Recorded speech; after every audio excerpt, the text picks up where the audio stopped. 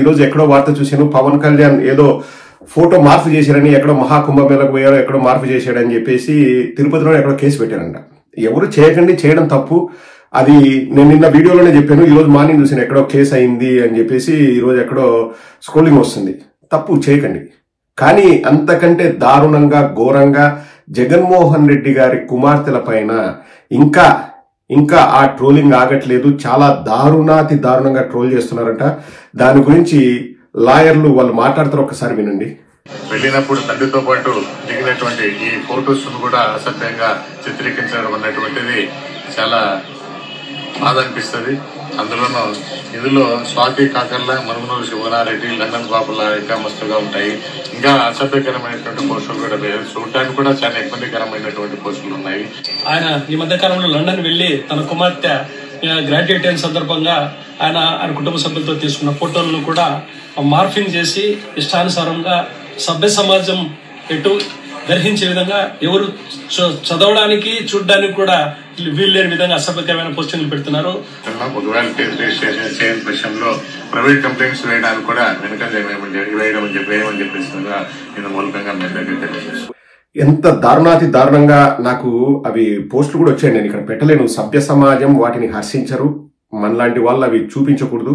అంత దారుణంగా గలీజ్గా వాళ్ళు రాస్తూ, జగన్మోహన్ రెడ్డి గారు లండన్ వచ్చినప్పుడు వారి కుమార్తెలతో తీసుకున్న ఫొటోస్ ను కూడా ట్రోలింగ్ చేస్తున్నారు. దీనిపైన ఏమైనా యాక్షన్ తీసుకుంటారా అన్నది మేము అడుగుతున్న ప్రశ్న. చిన్న మెసేజ్లు పెడితే ఒక్కొక్కడి పైన 10 కేసులు పెట్టి హిందూపురం నుంచి ఇచ్చాపురం వరకు 10 డిఫరెంట్ స్టేషన్స్ కు తిప్పించి సునగానందం పొందారే. హోంమంత్రి గారిని అలాగే నారా లోకేష్ అడుగుతున్నా, రెడ్ బుక్ రాజ్యాంగాన్ని అమలు చేస్తున్న వీళ్ళని అడుగుతున్నా. ఈ రోజు వచ్చి కేసు పెడుతున్నారు. కేసులు తీసుకుంటున్నారా, కేసులు బుక్ అవుతున్నాయా అని మేము అడుగుతున్నాం. ఆగా మేఘాల మీద తెలుగుదేశం ప్రభుత్వం రాగానే ఏదో జరిగిపోతుంది అన్నట్లు మరీ దారుణంగా అయితే అండి, ముసుగేసి ఏదో ఒక 100 మర్డర్లు చేసిన వాళ్ళకి వేస్తారు చూడండి. వాళ్ళ చట్ట ప్రకారం ఉంటే చేయొచ్చు, తప్పులేదు. ముసుగేసి మరీ ప్రజలకు అంటే ప్రెస్ ముందు పరిచయం చేశారే. ఇప్పుడు మరి వీళ్ళు శుద్ధపూసలా? పోలీస్ వాళ్ళను అలాగే మరి ముఖ్యంగా హోంమంత్రిని నారా లోకేష్ అడుగుతున్నాను, ఇటువంటి ట్రోలింగ్ చేసే వాళ్ళు శుద్ధపూసలా?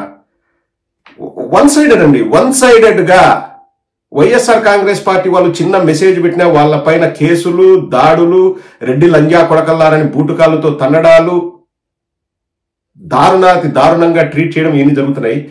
అదే వైఎస్ఆర్ కాంగ్రెస్ పార్టీ వాళ్ళ పైన మరి ముఖ్యంగా జగన్మోహన్ రెడ్డి గారి కుటుంబం పైన ఇంత దారుణాతి దారుణంగా ట్రోల్స్ చేస్తున్నా గానీ నిమ్మకు నీరెత్తినట్టుంది. ఈ ప్రభుత్వం ఏమీ చేయట్లేదు.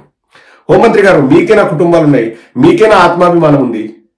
నారా లోకేష్, మీకేనా తల్లి గారు ఉండేది? ఎవరికి లేరా ఇక్కడ తల్లులు? ఎవరికి పిల్లలు లేరా? ఇంటెన్సిటీ చూడండి. ఇది ఎక్కడ ఏ పచ్చ మీడియా కుక్క కూడా దీన్ని ప్రచారం చేయదు.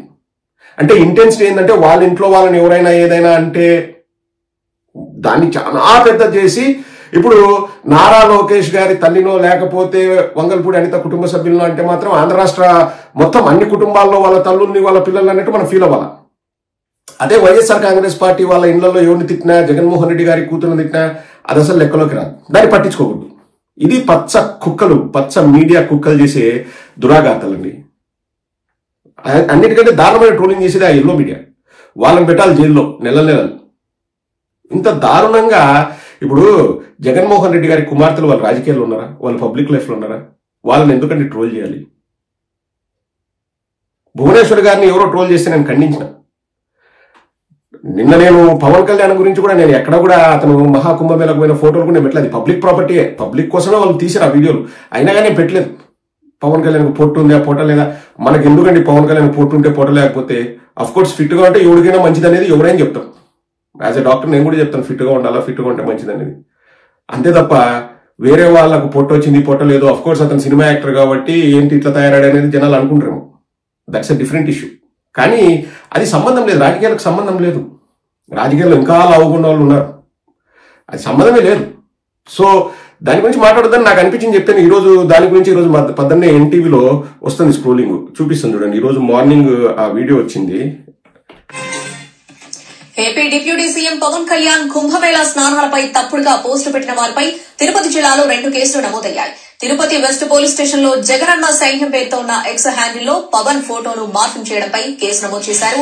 అలాగే చిత్తూరులో హరీష్ రెడ్డి అనే వ్యక్తి తప్పుగా పోస్టు పెట్టడంపై చిత్తూరు 2 టౌన్ పోలీసులు కేసు నమోదు చేశారు. పవన్ కళ్యాణ్ పొట్టపై అసభ్య పదజాలంతో పోస్టులు పెట్టడంతో పోలీసులు కేసు నమోదు చేశారు. ఒక మగ వ్యక్తి పొట్టపైన అసభ్యంగా పోస్టులు పెట్టారు అని చెప్పి కేసులు నమోదు చేసినట్టు చేయండి. ఏదైనా తప్పుగా అనిపిస్తే చేయండి, దాంట్లో ఎటువంటి అభ్యంతరం లేదు. నా ఉద్దేశం ప్రకారం ఎవరు ఆహార్యం గురించి మాట్లాడకూడదు, అది తప్పు. మరి ఆడపిల్లల్ని, రాజకీయాలకు సంబంధం లేని ఆడపిల్లల్ని ట్రోల్ చేస్తుంటే ఎందుకు కేసులు బుక్ చేయట్లేదు? ఎందుకు ప్రభుత్వం పట్టించుకోవట్లేదు? ఎందుకు ఆ మాట్లాడిన వాళ్ళని 10 డిఫరెంట్ పోలీస్ స్టేషన్లకు తిప్పట్లేదు?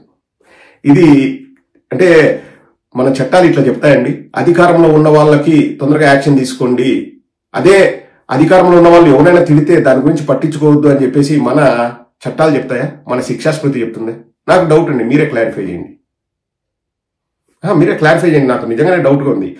మనం చేస్తే సంసారం, వేరే వాళ్ళు చేస్తే ఏదైనా అన్నట్లు మన చట్టాలు ఉన్నాయా? ఎందుకు ఈ వివక్ష? అంటే ప్రజలు ఓటేసింది దేనికండి? ఓట్లు వేసేటప్పుడు ఎవరు ఇష్టమైన వాళ్ళకు వాళ్ళు ఓట్లు వేస్తారు. కానీ ప్రభుత్వం ఏర్పడిన తర్వాత ప్రభుత్వం 5 కోట్ల మందికి కదండి. లేదు తెలుగుదేశం వాళ్ళ కోసము, జనసేన వాళ్ళ కోసమే ప్రభుత్వమా? ఆ మాట చెప్పండి ఇంకా డైరెక్ట్ బయటకు వచ్చింది. ఎందుకు ఇంత దారుణమా? తీవ్రంగా ఖండిస్తున్నాం. జగన్మోహన్ రెడ్డి గారి కుమార్తెల గురించి అవాకులు చెవాకులు పేలుతున్న వారిపైన కఠినమైన యాక్షన్స్ తీసుకోవాలని, వారికి శిక్ష పడాలని మనస్ఫూర్తిగా కోరుకుంటున్నాం. ఎవరి గురించి మాట్లాడినా తప్పే, మనం పోరాడదాం. కుటుంబ సభ్యులు ఏం చేసినారు? తెలుగుదేశం వాళ్ళకే చెప్తున్నాను, ఈసారి మీరు తప్పించుకుంటారు, మీకు ఏం కాదని అనుకుంటున్నారేమో, అవన్నీ కూడా పోలీసు వాళ్ళకు అప్పగించారు. మా డేటాబేస్ లో కూడా ఉన్నాయి. ఖచ్చితంగా ఎవరైతే కుటుంబ సభ్యుల గురించి గలీజ్గా మాట్లాడతారో వాళ్ళ గురించి వైఎస్ఆర్ కాంగ్రెస్ పార్టీ అధికారంలోకి వచ్చిన తర్వాత చేయాల్సిందంతా వాళ్ళు కూడా చేస్తారు. గుర్తుపెట్టుకోండి.